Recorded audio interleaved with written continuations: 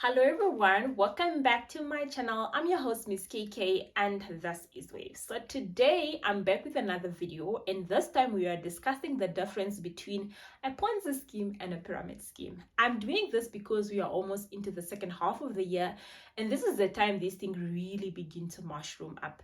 If you think about it, there's almost two perspectives to it. There is you that's an investor that is looking at your balance and thinking, the year is almost half into the year. I haven't made any money out of it. So I must find something lucrative to grow my money so that comes December, I can take off my gold or I have enough money to go on a vacation.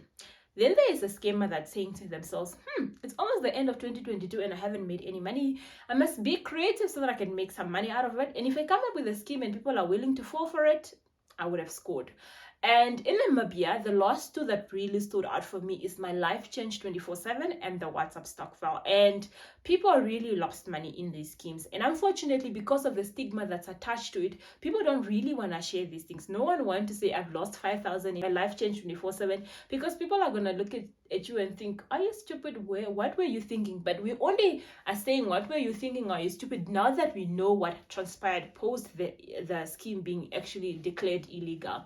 And in Namibia, Bank of Namibia seems to be doing a pretty good job in calling out these schemes. But the problem is, by the time it gets to Bank of Namibia, people would have already joined the schemes and they would have lost their money in it.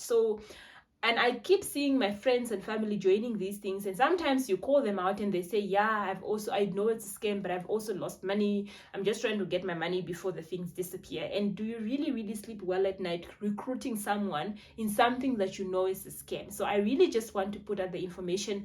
What to watch out for is something similar way to pop up, because these things aren't new to us. They came before the internet, they came before television. They were just called differently, and unless you understand the basic fundamentals of these things, you are going to continue falling for these things. All right, so let's start with the Ponzi scheme. So a Ponzi scheme really started long ago, and it's just that arrangement where the initiators of these things would create a sense of urgency, and they would create a guaranteed return with these packages. So they would normally come to you and say, you know what, invest this much money, we will be able to guarantee you a 30% return in 6 months' time. And these things tend to be sort of lucrative in such a way that it's difficult to resist. Because if you think about your money chilling in a 32-day account or chilling in a call account where you are basically earning interest of less than 5%, you are comparing the 5% to the 30% that you could have, that you could potentially gain from the scheme. It's almost a no-brainer. You are going to go for the scheme. And the problem or the thing with a Ponzi scheme is they generally have no services to offer. They are not taking your money, investing it somewhere, generating returns and bringing it back to you. They are basically just recycling money. So they are taking the newer investors' money to pay back the old investors' money. So let's just assume, for argument's sake, you have me, you have Easter, and you have Alina, and I joined this scheme first, Easter second, and Alina last. So when my maturity date comes, they will take Easter's money to pay back Christina's money. And when Easter's turn comes, they will pay Alina's money to pay back Easter's money. But the problem comes with when me and Easter and Alina want our money at the same time, and there's no new joiners to fund that cash out. Then all of a sudden, liquidity dries up and the whole thing just disappears in thin air. And if I just reflect back of what happens really with my Life Change 24/7, a lot of people invested in the middle of the year and everyone wanted their payout round about December, because we all know we want to go on holiday, we want to have money in January so that we're not struggling, because the January pay run is always extended out because of the fact that companies closes early in December and they pay people early. So everyone wanted to have that cushion over the festive season. And what happens? Everyone wants their money in December, but there are not new people joining in December, and therefore the whole thing just collapses. And that is one thing that you need to be able to understand about Ponzi scheme. Pyramid schemes, on the other hand, they work almost similar, but they're different in the sense that they don't take the new investor's money to pay back the old investor. They rather convince me to convince Easter to convince Alina to join the scheme, so that if I successfully convince Easter to successfully convince Alina, I get a cut of Easter's joining fee and Alina's joining fee, and Alina must continue the chain.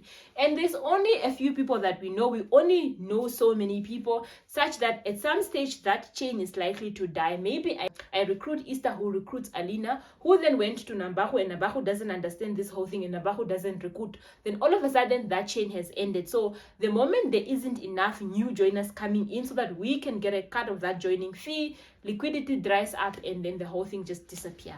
And the thing with pyramid schemes, though, they try to disguise this whole arrangement by offering services where they tell you are joining to buy a certain product. But if you compare the value of that product versus the joining fee, it tends to be disproportionate, in the sense that the fee is worth more than the product. So for example, they will tell you need to pay 800 to get a box of toothpaste in order for you to start this business of selling toothpaste, but the toothpaste that you're getting isn't even worth anywhere close to 800. So they're just using the toothpaste to disguise their operations. So you must distinguish the difference between a pyramid scheme and a proper multi-level company, marketing company. The multi-level marketing company, really, they use the same concept of joining fees, but the value of the product, the profit you make from the product, is actually a lot more than the value that you get from the joining fee. And the joining fee is just an incentive for you to actually push their business further.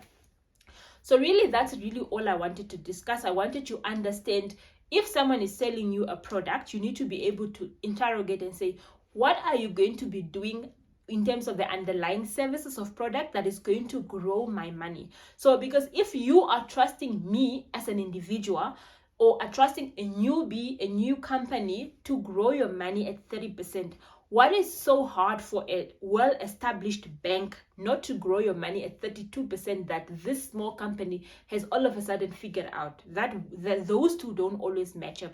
Or if you're looking at the multi-level marketing company and you're trying to distinguish whether this is a legit multi-level company or this is really just a pyramid scheme, you must look at the value of the underlying products. What if you were to buy this without joining? How much would you pay for it? And compare that to the joining fee. Are you really getting a discount, or are you actually paying more for those products? Essentially, those are really just the two characteristics. So spread the message with your friends and family. You must just remember that there is no shortcuts to getting rich quick. You must just be willing to manage your money. You must be willing to save. You must be willing to invest. You must be willing to take a little bit of calculated risk in order for you to work your way up to creating wealth. So really, that's all I had from today's discussion. Very quick, very brief. I hope you found it very useful. If this is the type of content you'd like to hear, please give us a thumbs up, a like, subscribe if you haven't done so, and share the videos with your friends and family. Until next time, it is goodbye.